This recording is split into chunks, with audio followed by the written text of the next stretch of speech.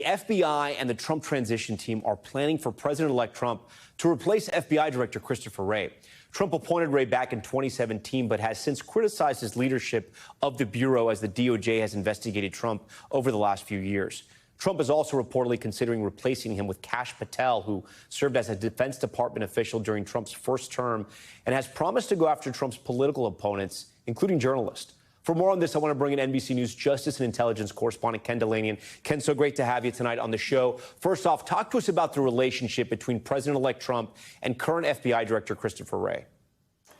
It's a mixed bag, Tom, I would say. As you mentioned, Trump hired Christopher Wray. Christopher Wray is a Republican, a lifelong Republican, and he's done his best to try to stay out of Donald Trump's crosshairs, both during the Trump administration and after. But Trump has criticized him by name on occasion, but yet not so vigorously as he had, say, people like Jack Smith or Merrick Garland. But Trump has gone after the FBI, particularly once the investigations picked up and the Mar-a-Lago raid. Trump has had nothing good to say about the FBI during Wray's tenure, although I've been told that privately, occasionally, Trump has said nice things about Christopher Wray. But it looks like the bottom line is there's so much momentum to get a new leader at the FBI under Donald Trump that Wray may not survive. All right, so let's go to the next step here. Who is Kash Patel, and how did he get into Trump's orbit?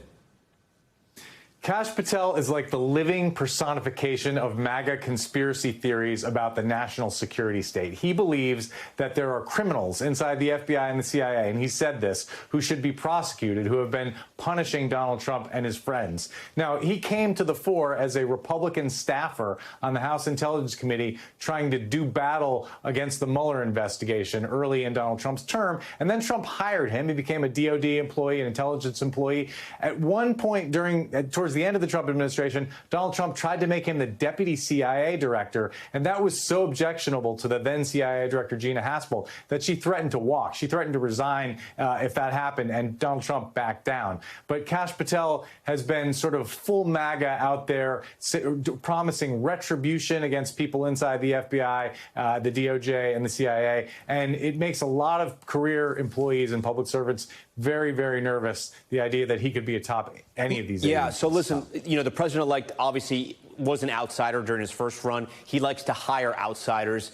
You sort of answered this, but I want to ask you directly, does Kash Patel have the background to lead the FBI? And if he's appointed, how will the Bureau react?